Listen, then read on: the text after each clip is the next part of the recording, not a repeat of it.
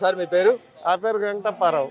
Sir ఈ government 10 నెలలు పాలన అయింది, ఎలా అనిపిస్తుంది సార్? ఎలా ఉందని జనానికి కనపడుతుంది, చంద్రబాబు చేస్తుంది, తదిమ ఎమ్మెల్యేలు కనపడుతుంది, ప్రజలకు కనపడుతుంది, ఉద్యోగస్తులకు కనపడుతుంది, పోలీసులకు కనపడుతుంది, లాయర్లకు కనపడుతుంది, విద్యార్థులకు కనపడుతుంది. సరే, అదేవిధంగా తెలుగుదేశం పార్టీ 43 ఏళ్ళు అయింది, ఎలా అనిపిస్తుంది సార్ ఈ 43 ఏళ్ళు? 43 నుంచి ఒడిదుడుకులు ఉండి పడతా ఉంటుంది, లెగుతా ఉంది, పడతా ఉంది, లెగుతా ఉంది. పడ్డప్పుడల్లా వెళ్ళిపోతుంది అంటున్నారు. ఇప్పుడు పడి గట్టికి లేచింది కదా, తిరుగు లేకుండా లేచినట్టే. గతంలో కొంతమంది నాయకులు అన్నారు అసలు పార్టీ బతకనివ్వను, పార్టీ ఉండదని చెప్పారు. ఇప్పుడు బతికిందిగా, ఇప్పుడు ఉందారా? ఇప్పుడు బతికిందా, బతకలేదా? బతకనీయమన్నారు ఏరి. అంటే గతంలో అయితే వాళ్ళు ఆ మాట అన్నారు, కానీ ఇప్పుడు వాళ్ళ పార్టీల నుంచి నాయకులు ఎందుకు వెళ్ళిపోతున్నారు అంటారు? వెళ్ళిపోతున్నారు, నచ్చకపోతే వెళ్ళిపోతారు. పద్దాక నువ్వు దగ్గర కూర్చుంటారు, నువ్వు చెప్పి నువ్వు పడే తిట్లు తింటా, లేకపోతే నువ్వు పెట్టే బాధలు పెడతా ఉంటారా కూర్చొని? వాళ్ళు కూడా గెలిచారుగా, ప్రజామోదంతో కొద్దిగా గొప్ప మెజార్టీతో ఇంకో రకంగా గెలిచారుగా. అందరు కలుపుకొని మాట చెప్పాలి, కానీ ఇష్టం వచ్చినట్టు కొడతాం, తిడతాం, ఆయన తిట్టి అంటూ ఉంటారా? అంటే వాళ్ళు అంటున్నారు ఇప్పుడు కోర్టు బాగా స్వేచ్ఛ ఇచ్చింది కాబట్టి మేము తిడతాం అన్నట్టు మాట్లాడుతున్నారు. తిడతారు, మీ ఇంట్లో భార్య ఊరుకుంటుందా? తిడితే ఉచితార్థంగా తిడితే పిల్లలు ఊరుకుంటున్నారా? ఉచితార్థంగా తిడితే భార్య ఊరుకుంటుందా? కానీ అది చంపపెట్టు కాదయ్యా. వచ్చి నువ్వు ఎమ్మెల్యే అయ్యా, కొంతమంది అంత ఎమ్మెల్యే లేరు, 10 మంది 11 మంది. వాళ్ళు వచ్చి మాకు నీళ్లు లేవనో, లేదా మా ఊళ్ళో బడి లేదను, లేదా మా వాళ్ళకి అది కావాలి ఇది కావాలి అడగకుండా ఏడకు కొన్ని ఏం చేస్తాం, ఏముందో చేయటానికి చేసి వెళ్ళారు కదా. అప్పుడు మన అన్నారు కదా, మిమ్మల్ని ఆడ కూర్చోబెట్టారు, ఏడ కూర్చోబెట్టారని. ఇప్పుడు ఏళ్ళ ఆడ కూర్చోబెట్టారు, సీట్ ఇచ్చారు కట్ట ఆ సీట్ లో కూర్చోకుండా ఆడ ఇంటికాడ కూర్చోను, లేదా ఆడ కూర్చొని ఉపయోగం ఏముందమ్మా? నాకు అపోజిషన్ పార్టీ నాయకుడిగా ఇవ్వాలని చెప్పి అడుగుతున్నాడు కదా. ఈటాలి నువ్వే ఇదేమన్నా కదండి అంటారు. చూడు, ఏదైనా శాటిలైట్ కావాలంటే నీ దగ్గర డబ్బులు లేకపోతే 2 రూపాయలు మా వాడు ఏడుతున్నాడు కొని పెడతామంటానికి. పోయినసారి ఏమన్నా నువ్వు వినలేదా? మీరు వినలేదా? జనం వినలేదా? 10 మంది అసలు మనస్సాక్షిగా ఆలోచించుకోవాలి. 23 మంది అయితే 4 పోయారు, 21 మంది 19 మంది ఉండరు, ఇంకా 4 తీసేసుకుంటే లేదన్నావుగా. నువ్వు చెప్పిందే కదా, కనిపించేదే కదా. రాజ్యాంగం ఎక్కడ లేదు అని చెప్పి అంటున్నాడు. రాజ్యాంగం నువ్వు రాజ్యాంగంలో నేను మాట్లాడవచ్చు, అసెంబ్లీలో మాట్లాడదాం, రమ్మను, నేను మాట్లాడతా. ఇప్పుడు మీ అబ్బాయి ఉన్నాడు, వాళ్ళ ఊళ్ళో మంచోడు అంటే 4 అంటారు, చెడ్డోడు అని అంటారు. అందరూ మంచోళ్ళు అంటారా? మంచోళ్ళు అనిపించుకునే పనులు చేసుకోవాలి నువ్వు. కానీ ఇది మోసాలు చేయడానికి వచ్చాడు చంద్రబాబు నాయుడు. ఏం మోసాలు చేసి ఎక్కడి గద్దెనెక్కాడని చెప్పి అంటున్నాడు. మరి మోసం చేస్తే జనంగా మోసపోయేది నువ్వు కాదుగా. అంటే జనాలు మోసం చేసి వచ్చాడు అంటున్నాడు. ఏం మోసం చేశాడు? ఏం చెప్పాడు మోసం? నువ్వు చెప్పు. పలాంది మీరు చేసింది ఏంది? మీరు వచ్చినాక చేసింది ఏంది? ఏం మోసం చేసి వచ్చాడు? ఈయన డబ్బులు దాచిపోయినాయి కూడా బట్టన్ ఒకటి ఇబ్బంది పడుతుందంట ఈ గవర్నమెంట్. డబ్బులు దాచిపోయాడంట, బ్యాంకుల్లో మూలుగుతున్నాయంట కదా. ఏడ తెచ్చి వీళ్ళు ఉంచెళ్ళారా? ఉంచెళ్ళాడంట ఆయన. ఎక్కడ పలాందని చెప్పమని ఏ బ్యాంకు అడుగుదాం. ఇప్పుడు లేక అల్లాడుతున్నారు కదా కొంతమంది. ఇప్పుడు బిల్లులు రాక ఇంకోటి రాక రోడ్డు మన రోడ్లు అయ్యి అసలు డబ్బులు అన్ని డబ్బులు ఉంచెళ్తే నువ్వు ఆ గుంటల్లో పడి జనం చచ్చిపోవటం ఎందుకయ్యా? నీకు తెలీదా? గుంటలు పడి మీ ఊళ్ళో మీ నియోజకవర్గంలో గుంటలు పడి డబ్బులు ఉంటే శుభ్రంగా మంచి రోడ్లు వేయండి, మంచి చదువు చెప్పండి, మంచి భోజనం పెట్టండి పిల్లలకి. కానీ ఆయన అంటాడు వచ్చే 30 ఏళ్ళు నాదే అధికారులు నేనే ఉంటాను అంటున్నాడు. ఎవరు? జగన్మోహన్ రెడ్డి గారు. 30 ఏళ్ళు ఉంటామనేగా మనం చెప్పింది. 30 ఏళ్ళు ఉంటామనేగా మనం చెప్పింది. 30 ఏళ్ళు ఉంటామనేగా వీళ్ళందరూ మరి దొరికినట్టు వేసుకెళ్ళి కొట్టడము, ఇవాళ అక్రమ అరెస్ట్, రెడ్ బుక్ అంటాడు. మీరు చేసిన శుక్రవారం రేత్రి ఎత్తుకెళ్ళి శనివారం ఆదివారం తెగొట్టి వదిలిపెట్టారా లేదా? చచ్చిపోయారు జనం చెప్పుకోలేక. కానీ ఇప్పుడు అన్యాయం అక్రమం అని చెప్పి అంటుంది కోర్టు. అక్రమం ఏం అక్రమం? ఇప్పుడు నేను తప్పు చేస్తే పోలీసులు రారా నా కోసం? ఈ అబ్బాయిని ఏమన్నా అన్నామనుకో నన్ను ఎత్తుకెళ్ళరా పోలీసు వాళ్ళు? ఏదో ఒకటి చేస్తేనేగా. ఏం చేయకుండా ఎత్తుకుపోయారుగా. మరి మీరే చంద్రబాబు గారిని ఎత్తుకొచ్చారు కాడి నుంచి రైతు ఆడుకోతారు పారిపోతున్నాడని. ఎందుకు ఎత్తుకొచ్చే పని? ఏం చేసేది ఇవాళ అన్ని గవర్నర్ ఆమోదం తీసుకొని మీరు ఫలాంది చేశారంటని, ఇప్పుడు ఆమె ఎవరో చేసిందని, ఈయన ఎవరో చేశాడని, ఇప్పుడు ఒక ఆయన ఆసుపత్రిలో ఉన్నాడు. గుట్కాలు తిని మొన్న చెప్పాడు. అతను విన్నావా? గుండెపోటు వచ్చిందంట. అన్ని వస్తాయి వరుసనా. ఎందుకు కర్మఫలం అనేది ఎవరిని వదిలిపెట్టదు. నువ్వు డైరెక్ట్ గా రాజకీయంగా విమర్శించు, నీ ఇష్టం వచ్చినట్టు విమర్శించే పుట్టుకొలుగు నీ పుట్టుక అని చెప్పు. నేను మాట్లాడతా. ఇప్పుడు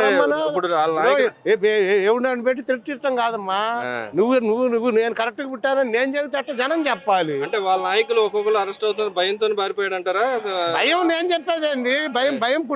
భయం దేనికి వచ్చింది మనిషికి? ఇప్పుడు నేను మాట్లాడుతున్నా, ఏం చేస్తారు? ఉండదు మాట్లాడుతున్నావా? సాటును మాట్లాడుతున్నావా?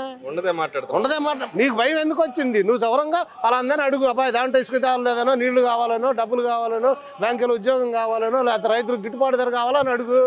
అంతేగాని వాళ్ళు ఎట్టా వీళ్ళు ఎట్టా నీ ఇష్టం వచ్చినట్టు నోరు ఉందని వాగుతారా?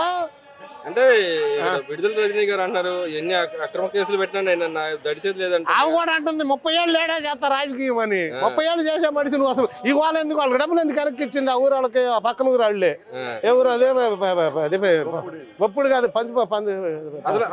పురుషోత్తపట్నం వాళ్ళకి డబ్బులు ఎందుకు ఇచ్చారయ్యా డబ్బులు తీసుకోవచ్చా అంటే స్టోన్ వ్యాపారస్తులను బెదిరించి నువ్వు దీనికి తీసుకో కావాలంటే పలానా స్కూల్కి డబ్బులు లేవండి మీరు 10 లక్షలు ఇవ్వండి మీరు దీనికి లేవండి వాటర్ లైన్ ఒకటి వేయండి మీరు 2 అన్నాలు ఉంటుంది పేరు అని చెప్పి అడుగు ఈ డబ్బులు నాకు లక్షల కోట్లు ఉండి నాకు డబ్బులు అవసరం లేదంటది డబ్బులు అవసరం లేని వాళ్ళు తీసుకోకపోతే నువ్వు చెబుతావా మీ నియోజకవర్గంలో ఆయన ఏదైతే పొలాలకి స్టోన్ తయారు చేసి కంపెనీ కూడా పెట్టాడు కదా నిజమేనయ్యా పెట్టారు ఆమెకి ఈ అభియోగాలు ఎందుకు వచ్చినాయి ఆమె డబ్బులు మనిషి డబ్బులు ఉన్నాయి ఆమె దగ్గర మరిన్ని ఉన్నాయి అసలు ఏం చెప్పిందామా నేను ఆడ సైబరాబాద్లో పెట్టిన చంద్రబాబు మొక్క అంది మొక్క ఏది అదే వాడు పుల్లారావు నీ సంగతి తేలుతానంటది ఈ పుల్లారావు గారు చేసిన పనే ఇదంతా మరి ఇప్పుడు ఈ పుల్లారావు గారు చేసిన పనే ఇదంతా ఆయాలు తీసుకెళ్ళకపోతే వెళ్ళకుండా ఉంటే ఇప్పుడు నేను నన్ను తీసుకెళ్ళి ఆడ అప్ప చెప్పగానే మళ్ళీ మాట లేదని చెప్పిన వాళ్ళు గారు అరవరు ఆడ ఉంచేవాళ్ళు ఆడ ఉంచాలి శుభ్రంగా ఆడ కూర్చోబెట్టాలి అంతే కదా మరి కాదా మరి ఇక్కడ శ్రీకృష్ణదేవరాయలు గారు నా మీద కక్ష కట్టారు అంటుంది శ్రీకృష్ణదేవరాయలకి ఏం పని మీ ఎంపీ సొంత ఎంపీ మీ నియోజకవర్గం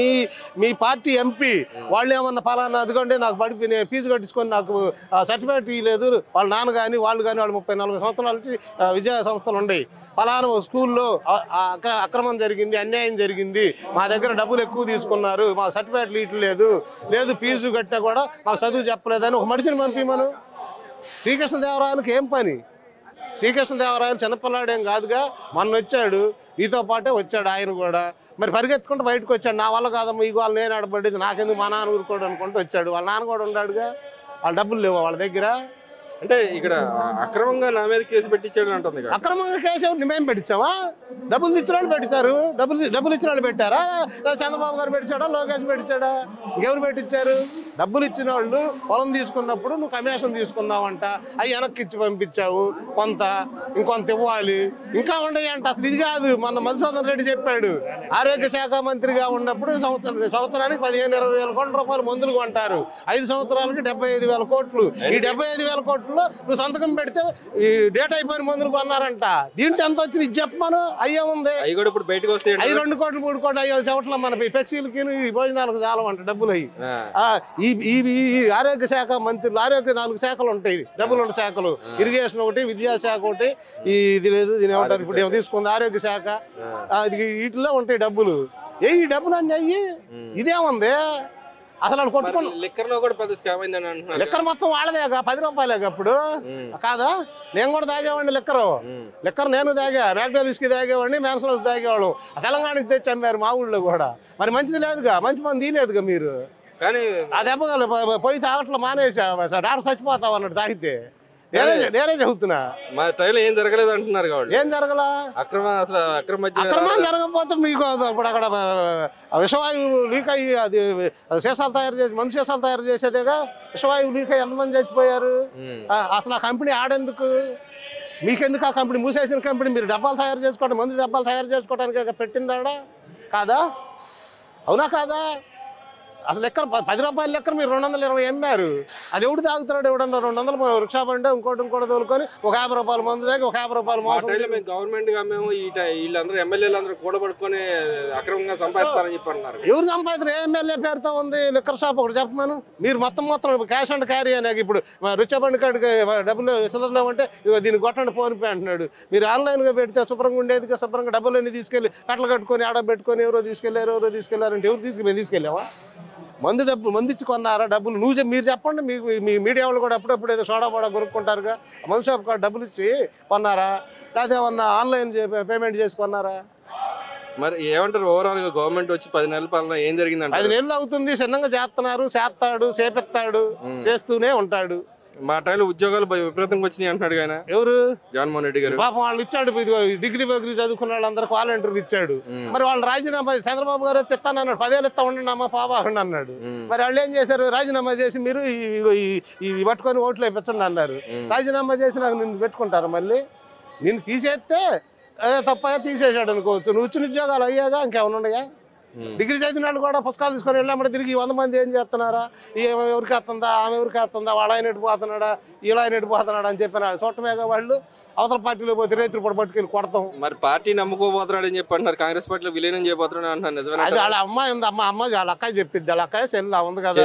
మరి ఆమె ఇప్పుడు ఆమె సంగతి పాపం ఆమె చూడు, వాళ్ళ అమ్మని వాళ్ళ అదే చలికి చెల్లికి న్యాయం చేయని వాళ్ళు పెన్నామకి బంగారు గాజులు కొని పెడతాడయ్యా చెప్పయ్యా. ఇప్పుడు అన్నం పెడతలేదు అమ్మకి, ఆ పెన్నామకి పలావు తెస్తాడు ఎవడన్నా? నువ్వేమన్నా అచ్చంగా నీతిమంతుడు అయితే వాళ్ళ అమ్మకు కూడా బంగారు గాజులు కొని పెట్టాడు, ఒక ఇండియా అన్న చేపిస్తున్నాడు అంటారు. వాళ్ళిద్దరు కేసు పెట్టుకున్నారు, ఏడన్నందా? అదేమంటే కుటుంబ సమస్యలు లేవు ఎవరింటోని అంటారు. ఉండయి లేకుంటే ఎట్టుంటే ఇదేమో అన్యాయము. అంటే ఇప్పుడు 100 రూపాయలు ఉందయ్యా, ఒక 20 రూపాయలు 30 రూపాయలు ఆడపిల్లకి ఇవ్వాలి కదా. అదేమంటే మీరంతా నువ్వు సంపాదించావు సొంతంగా. ఎన్టీ రామారావు గారు 83లో పెట్టాడు ఆడపిల్లకి హక్కు అని. నీ సొమ్మా నీదే? అంటే ఇక్కడ ఇంకో విషయానికి వస్తే వివేకానంద రెడ్డి గారి హత్య కేసు మొత్తుకొని చస్తున్నారు వాళ్ళు, ఒక్కొక్కరు చచ్చిపోతున్నారు పాపం. వివేకానంద రెడ్డి హత్య కేసు నిజం చెప్పిన వాళ్ళు చచ్చిపోతున్నాడు, చెబుతాడు అనుకున్న వాళ్ళు చచ్చిపోతున్నాడు. అసలు ఏమి లేకుండా చంపేస్తారంట. నువ్వు చెప్పు, చంపేసే పని ఏముంది? అసలు ఆయన పెద్ద ఆయన మంచి పేరు ఉంది, ఏదో ఎంపీ చేశాడు, మంత్రి చేశాడు. గవర్నమెంట్ మరి అఫిడవిట్ లో వివేకానంద రెడ్డి హత్య కేసులో జగన్మోహన్ రెడ్డి అండ్ అలా తమ్ముడు కూడా ఉన్నాడని చెప్పి చెప్తుంది కదా, నిజమేనంటారా?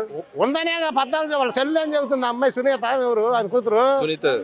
ఇదేందన్నా నువ్వు ముఖ్యమంత్రి స్థాయిలో ఉండి నాన్న చంపేస్తే ఆలకించట్లేదన్నా, ఇదేందన్నా ఆయన అడుగుతుంటే ఏం చెబుతున్నాడు? అరబాకుండా మీరు నేను మాట్లాడతాలే అంటున్నాడు. ఏమన్నా మరి వాళ్ళు ఉద్యోగం కోసం వచ్చారా, లేకపోతే రికమెండేషన్ కోసం వచ్చారా? ఏందా ఈ అన్యాయము? నాన్న చంపేశారు, నువ్వు ముఖ్యమంత్రికి ఉండవని చెప్పి. ఇప్పుడు నీకు తెలుసు, నీ స్థాయిలో నువ్వేం చెప్తావు? కొంత ఏదో తెలిసిన ఒక ఆఫీసర్కి వెళ్తావు, అక్కడ తెలిసిన ఆయన ఉంటాడు, ఈ పని కావాలండి కొంచెం చేసి పెట్టండి, మా వాళ్ళు వచ్చారు అని అడుగుతావుగా.